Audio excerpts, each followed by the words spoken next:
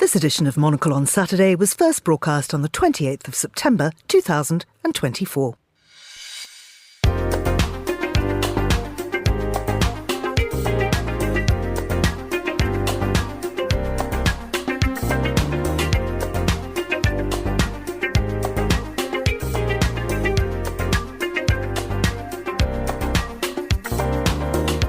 Hello, I'm Georgina Godwin, broadcasting to you live from Midori House in London. This is Monocle on Saturday. Coming up on today's programme, we'll have a look through the week's news and culture with the international broadcast correspondent Nina de Santos. Then, this project is also unique in its kind, and it's the first project in the world that has that combination of the government and the private sector actually working together. Monocle's Gunnar Gronlid heads to Norway for the opening of the world's first commercial factory for carbon capture. And finally, we return to the UK with Henry Layte, owner of Norwich-based bookshop and publisher The Book Hive, who joins the programme to tell us about their upcoming books and events. All that ahead here on Monocle on Saturday. First, though, here's the news.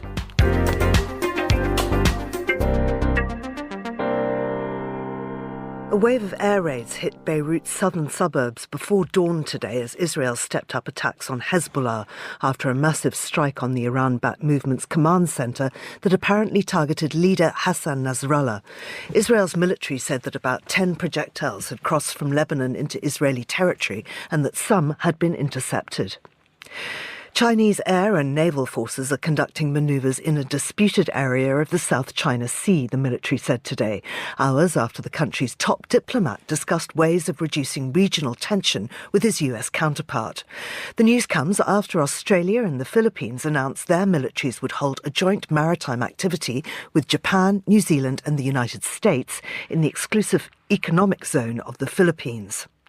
Authorities across a wide area of the southeast United States face the daunting task of cleaning up from Hurricane Helene, one of the most powerful to hit the country, as the death toll continued to rise.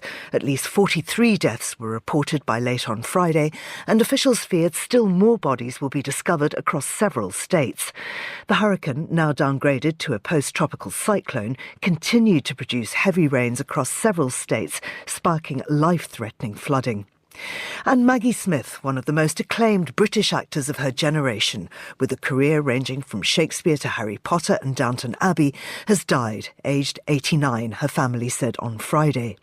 Smith was one of a select few to win the treble of an Oscar, Emmy and Tony during 7 decades on stage and screen, becoming a star known for her sharp intelligence and waspish wit. And that's your Monocle Radio News. Hello and welcome to Monocle on Saturday. I'm Georgina Godwin and I'm joined in the studio by an international broadcast correspondent, Nina de Santos. Good morning to you, Nina. Good morning, Georgina. I have to thank you very much for your patience and your fortitude in sitting here along with my very hyperactive dog who's with us because she's been very naughty today, so thank you for letting her bounce around the Bella studio. snoozing in the corner, giving us a rolled eye. I think, Yeah, well, right? she's finally calmed down, but apologies to you listeners if that doesn't last for the entire show. But hopefully there'll be no further distractions from her because there's a lot of important things on the agenda. And of course, the biggest thing that's been happening this week is the United Nations General Assembly. I say the biggest thing, of course, the biggest thing have been the various conflicts, but those have come up in the Unga, as they say, but with very little movement. I mean, it's all words, isn't it, Nina? What actually came out of it? Well, this is always the case, isn't it, with the United Nations General Assembly? It's an opportunity, isn't it, for all of the countries around the world to have their say on stage, even if, as we know, there's only a few countries in the world that actually really get a say when it comes to the United Nations, and that's the 5 members of the Permanent Security Council, isn't it? So really, this is an opportunity for people to voice their opinions, but very little is often done about it. What we did see this time is obviously it being dominated by the conflict in Gaza, Israel continuing to prosecute its war on Gaza there after October the 7th attacks by Hamas, but also opening up another front to the north with Hezbollah. And of course, Netanyahu gave that speech saying, anywhere in the Middle East, Israel's long arm will reach you. Yes, he has kind of said that thing before, hasn't he? But the reality is that obviously now the world has seen such devastating human impact. As I was saying before, Israel has continued to bombard Gaza. Now the death toll stands at over 41,000 Palestinian lives in Gaza. And then there's real concerns over the future sovereignty of Lebanon, if indeed there ends up being a ground invasion from Israel, something that hasn't really happened since the days of the Lebanese civil war back in the 1980s. So really a tense situation. But on the other hand, I mean, obviously that focuses minds. So in the background to all of this, we had a Palestinian drafted non-binding resolution putting forward a request to try and demand Israel end its, as they called it, unlawful presence in the occupied Palestinian territory within 12 months. 123 countries voted for it, 14 against, including, of course, the big powerful ones like Israel and the United States. And then there were 43 abstentions. The problem with all of this is that, as we've known throughout the course of our lifetime, Georgina, and I suppose this is easy to say when you're in a safe London studio, is that words mean less when they're used more and more often and very little action happens. But that is by nature the structure of the way the United Nations is built. I was very struck by the film footage of Donald Trump with Volodymyr Zelensky of Ukraine. Zelensky looked extremely uncomfortable, I thought, during that conversation. Well, as uncomfortable as May 2019, when obviously he was offered that famous quid pro quo that led to the whole impeachment saga when he first met Donald Trump. It reminded me of that. But obviously with so much more at stake now that we have, the sad benefit of hindsight, you could see what's being teed up there. And Zelensky, I thought, cut a rather forlorn figure at the United Nations General Assembly this time with this much publicised victory plan, I should say, not peace plan. It's being touted as a victory plan that almost was so hyped up without any concrete details being given, that it kind of flopped, really, didn't it? Don't you think? Yeah, I mean, it's hard to see where to go on from there. I mean, he does have a lot of support. The US has just announced another $8 billion dollars worth of support. And the EU as well. And long-range weapons also coming, those glide missiles coming from the US. Of course, Russia has said if those are used, then they push another NATO front. Yeah. Opening up, they claim. But again, Ukraine's point is that Russia's been bluffed, consistently since their invasion in February 2022, particularly with regards to saying that they would launch any sort of tactical nuclear weapon and so on and so forth, and that hasn't come to pass. But again, Vladimir Putin did raise these potential hypotheticals in the background as Zelensky was presenting this victory plan. One of the conditions or suggestions in this victory plan is that, and you heard Zelensky mention this on stage at the United Nations General Assembly, was that there should be more protection for big nuclear facilities like the Zaporizhzhia nuclear plant inside Ukraine, so that Russia can't use it as a dirty bomb. And then, as you were saying before, there were demands for long-range missiles being allowed, more ammunition going to Ukraine, long-range missiles, and the most effective ones, like from the United States, being allowed to be used deeper into Russian territory, but for there to be a formal invitation to join NATO, and that obviously Russia withdraws from the invaded parts of Ukraine that it's seized. But the reality is at least the last two of those conditions just are non-starters. NATO does not invite countries that are currently at war into becoming part of the alliance. It can't, because it's automatically opening up a war if it does so. And then obviously it is very, very unlikely that Russia would, relinquish those territories, even if Ukraine has made some advances with its surprise attack into the Kursk region. And of course, both the UK and the EU have that big decision about whether to allow use of their long-range missiles, because it will put them, so to speak, in the firing line. The UK has got other things on its mind too. Keir Starmer, the slightly now embattled Prime Minister, who's come under fire for accepting free gifts from various donors, he's been warned by diplomats that he has to set clear goals for UK-EU relations. He's got a meeting with Ursula von der Leyen on Wednesday, and there's a lot of tough talk to come, I think. This is a bit like asking somebody out for lunch midweek and then not, not having the guts to ask them out in the evening for dinner, and then not being sure whether you actually want to spend Saturday night having dinner with them or you offer them a Wednesday, if you even get that far. It's a little bit like that. There's been a lot of flirting going on, I would say, since Keir Starmer took office in early July.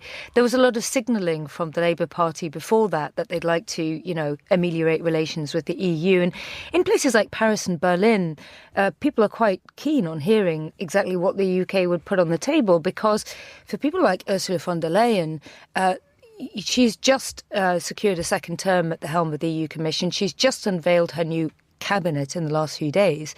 She would like, presumably, a win on the issue of settling all the sores that are still open and weeping over Brexit.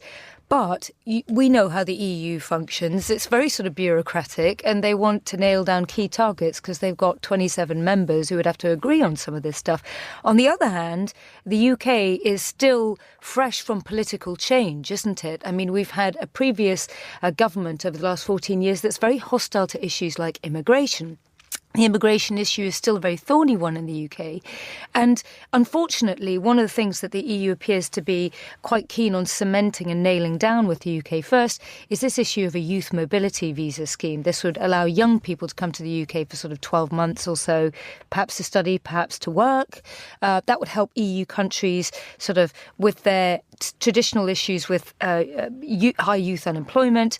But that's just too close to the issue of immigration for the UK to go.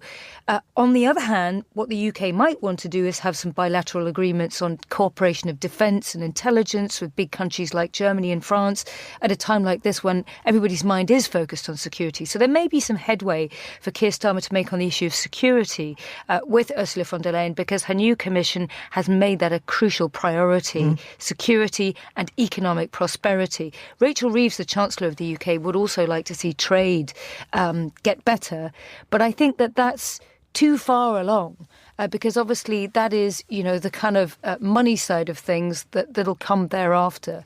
Though there will be some easing of trade restrictions, particularly on veterinary products, on chemicals and things like that. That's right, agriculture. And one area where they do agree, and indeed most of the world agrees, is climate change. And they will be working together to try and ameliorate that.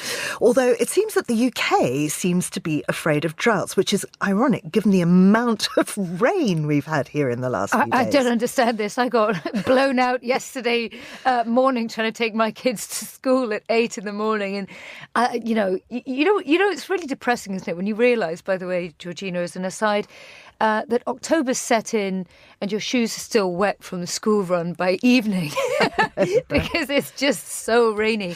I don't understand this one. So the UK potentially, Southern Water, and it has to be said that UK water companies don't have a great reputation for investing in investment. We've had sewage being pumped into rivers over that was one of the things that actually became an electoral issue that I think contributed to people voting against the last government because they appear to be apathetic on lack of investment in water infrastructure. But now Southern Water, I think was it Southern, wasn't it, says it wants to import water supplies from Norway. That just can't be carbon footprint friendly as far as I can see. But it also seems extraordinary that we might need it. They do say it would be a last-ditch move, a last resort contingency measure, they say, in case of extreme doubt. And as you say, critics have condemned it as costly and carbon intensive. And it also seems odd that Norway would agree to this because they are very, very conscious of all of this. So let's actually head to Norway, because just a week after becoming the first country in the world with more electric cars on the road than petrol cars, the oil-rich nation has reached another milestone in green technology, the opening of the world's first commercial factory for carbon capture and storage, or CCS, which again, as I say, seems extraordinary then that they're agreeing to this deal with Southern Water. So anyway, once this technology is scaled up, it should in principle allow these industries to reach net zero, though its efficacy and potential has been highly controversial. So our Gunnar Gronlid headed to the opening of the new facility, and he spoke with Tina Bru, who's the former energy minister responsible for kickstarting government funding for Northern Lights in 2020. So he began by asking about the factors her ministry considered when evaluating the project. Norway has a very long history of carbon capture and not least storage. We've stored on the NCS for many, many years. So for us, it's never been a question of, is this a viable technology? We felt pretty secure that it was a viable technology and that it's safe to store CO2. But when we decided to move ahead on this project here in Norway, it was basically because we just knew that in certain hard-to-abate sectors, there is no other pathway to the Paris Agreement commitments. For many sectors, the key is to basically just electrify, and that you can fix with more renewable energy. But there are some sectors where that is just impossible. And without reaching the targets also for those sectors, there is no pathway, like I said. So that was the main driver, I think, for us to really work on this project and to get it realized. And that is also the biggest difference between Norway's prior commitment on the CCS area, where it was mostly, there's the Mongstad project, which was a gas-fired power plant capture project. That was something totally different because this project is about capturing CO2 from industry processes like cement production. So it wasn't an easy road, and it took a lot of time, but I felt very secure that it was the right move when we made that decision back in 2020. And when you look at a lot of the other projects that have been done around the world, I mean, the sort of promise of carbon capture maybe 10, 20 years ago, so being like hundreds of facilities, that didn't really happen. Loads of them had problems and shut down and so on. Did your confidence that this would work out, did that come from Norway's background offshore and its experience in that part? How did you sort of calculate that when you made the decision to finance this? Well, I think, yes, a lot of it has to do with our experience in the offshore sector and the oil and gas sector. And that's also one of the things that I think is very interesting and great about this project, is that it combines technology and competence from a traditional oil and gas sector into something new that is needed in the climate transition. But when we were discussing and working on this project up to the investment point, one of the things that we actually did was, because of the European perspective, and like you said, there has been a lot of skepticism around CCS. We've seen projects that have never really reached their full potential. They've been shut down, etc. So one of the big questions for us was, what is the sentiment right now around CCS in Europe? Is it still as negative as it has been before, or is there a positive development on that side?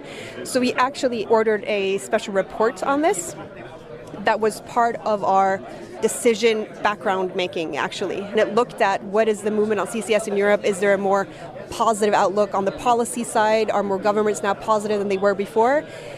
And it actually showed that there had been a transition in that. More countries and industries were moving from the negative side to the positive side. But then again, of course, in the hard-to-abate sectors like the cement industry. And I think that has to do with the fact that Europe itself just more and more realized that there is no way to net zero without fixing these sectors and actually handling those emissions. And so you saw that confidence looking at governments and that sort of thing.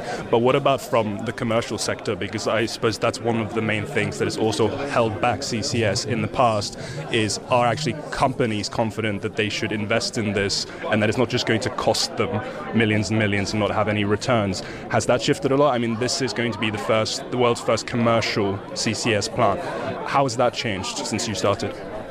Well, I think that's why this project is also unique in its kind, and it's the first project in the world that has that combination of the government and the private sector actually working together. And I think it was crucial for our decision that we actually had commercial partners alongside us in this project, and the Northern Lights project especially, with both Shell, Total and Equinor as partners doing it together. Because like we've heard on stage here today, nobody is doing this out of altruism, right? There has to be, at the end of the road, some way to actually commercialize this and make money.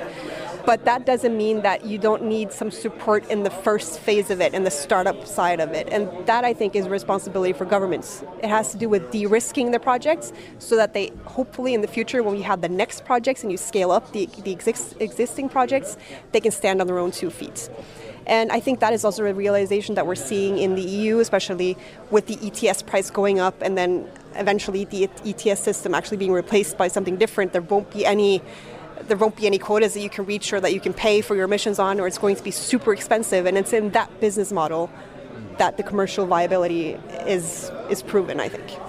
And beyond seeing CCS scaling into the future, what are the other sectors or areas where you're really hopeful that Norway can sort of step up and make a big change and a big difference on a global scale, or at least in Europe? Well, one of the things that this project also is making possible is the production of blue hydrogen. And that is also something that is highly discussed in Europe at the moment. It's discussed globally because we know that is also something that you need to handle emissions in some sectors that you can't, for example, put on a battery or electrify, right? And Norway, as a big oil and gas producer, especially gas for the future, I think we have great potential in being able to produce that for Europe. And of course, green hydrogen is also going to be important, but you need so much hydrogen to reach the climate commitments that we have made, that blue hydrogen already is cheaper and is going to be in high demand, I think, in the next years ahead. So this project is something that also makes production of that possible for Norway and to continue being a supplier of clean energy to Europe and other countries. So that was Tina Brew at the opening of the world's first commercial CO2 transport and storage service, speaking to our Gunnar Gronlid. Well, of course, clean air is absolutely vital, not only for our lungs, but also for our skin, because air pollution does tend to muck up your pores, doesn't it? I noticed that when I used to live in Milan. Oh my gosh, my hair went from straight to curly. But that's years. Just the traffic. It makes you... Yeah, well, that's true. Yeah. But so and the social life. There is a new surge in sales of K-beauty products in the UK. K, of course, South Korean. Yes, that's right. Now, it's interesting because just yesterday afternoon, I took my two young sons to a bowling alley in Westfield, which is, to anybody who doesn't know London, Nina, it's a huge shopping mall. The type of place that gives me enormous agoraphobia, because the moment I walk in, I can't orientate myself and I can't see any windows. If I can't see any windows and I can't see any light, that's it. I completely lose the plot. And of course, getting lost in this cavernous place, I suddenly found myself looking at two new skincare shops with all these beautiful pictures of people and amazing skin, and I realised, this is the glass skin shop, and there are at least 2 or 3 of these in this West London shopping mall, and it just goes to show how the footprint of South Korean skin products is really going everywhere around the world. I think a lot of that's got to do with the sort of K-pop phenomenon, doesn't it? This sort of eternal youthful glow that you see in South Korean cinema that's, taking over the airwaves and with great success here in the UK, including sort of, rom-coms that are South Korean as well. But I'm a bit nervous about this quest for eternal beauty here. Some of these products, for instance, include snail mucus or snail snot, let's say. I've used one of those, actually, because a former CNN colleague of mine gave me a skin cream that she swore by, and I couldn't read the writing about the special ingredients until she translated it for me. So that's actually snail snot. I didn't find it particularly effective. But I just wonder whether all of this has to do with, the changing dynamics, socio-economic, cultural dynamics in South Korea. Because remember, this is a country where, as I was saying before, people are investing an awful lot on their beauty, an awful lot on looking young, but they're not having many kids. And that's really concerning the government over there. I think the birth rate is 0.7%, so way below the replacement rate that's needed of over 2-point-something children per woman of reproductive age. And, they're selling well. But I just wonder what it portends for the future. Yeah, people's ovaries age faster than their faces. That's funny enough. That's true. Unless you're Vladimir Putin and you didn't have the burden of ovaries. But, maybe he's using the South Korean glass skin technique because he's had rather glassy skin for the last 20 years. We was way ahead of that trend, Georgina. Well, I wonder what Maggie Smith's secret was, because she was beautiful to the end. And, of course, the end came on Friday at the age of 89, one of Britain's best loved and most accomplished actors. There are tributes to her absolutely everywhere. Yeah, I was a huge fan personally. And I think the film I most remember, ironically enough, was filmed many years before I was born, and that was The Prime of Miss Jean Brodie. Yes. Girls, you are the creme de la creme. Well, very good. I couldn't do that. I think you've got a second career in acting. But I just thought she was so dignified and such a sort of serious but funny person, and a very sort of, the type of actress who didn't take themselves too seriously. I know that everybody in the UK bandies about the term national treasure, but she truly was.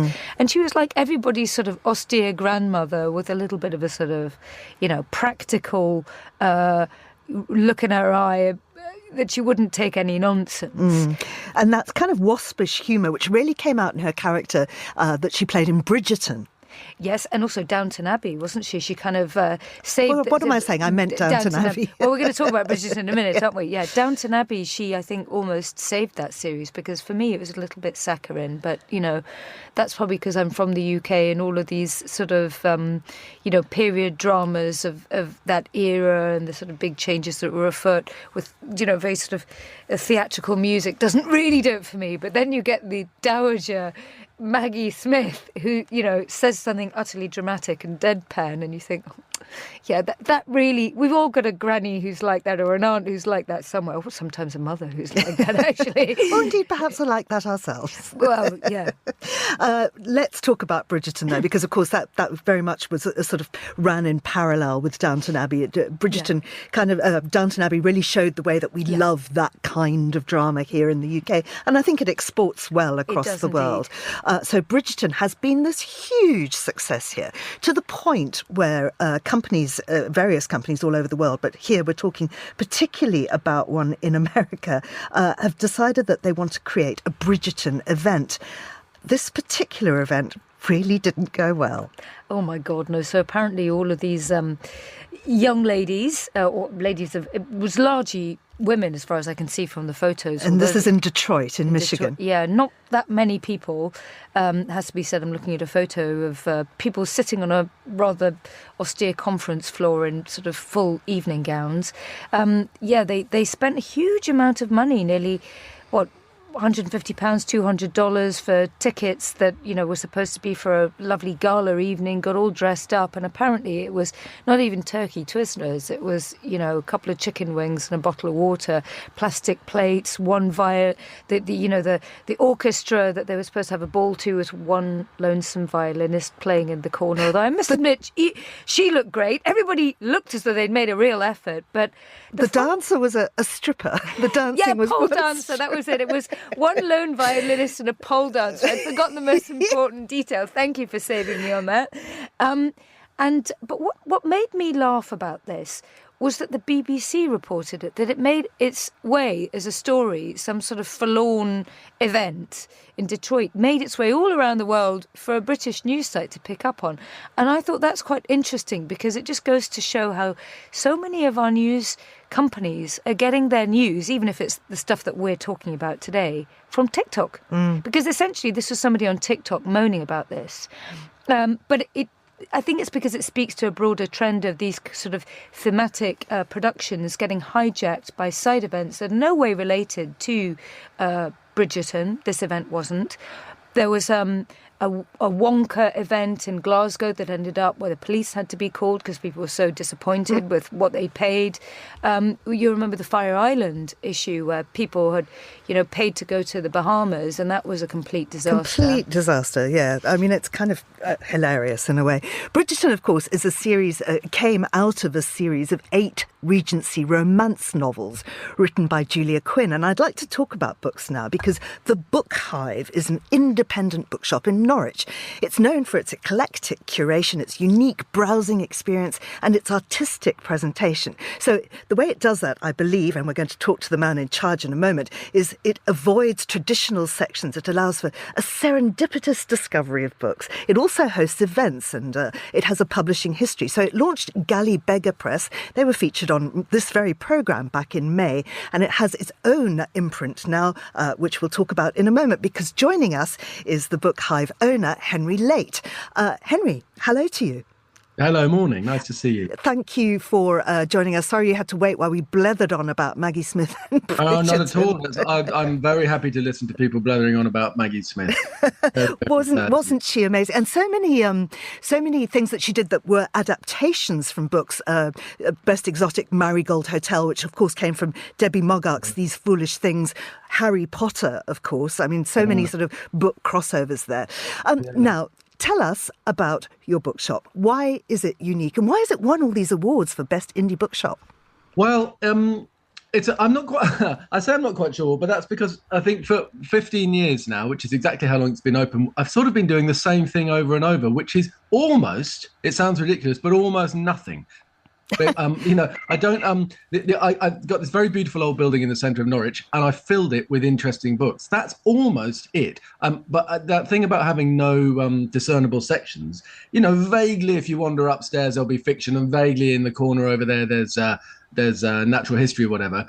But I think that there's the thing that people find so engaging, and that they don't expect, is that if you walk into a shop, which is essentially like someone's house, and everything is for sale, then you just wander around it looking. And if I've just splayed out books all over the place, and they're all what I think are interesting books, and they're books you wouldn't find in the big chain stores, and because let's not forget, as you know, there are so many thousands of books published that do not get picked up by the big chain stores or supermarket booksellers.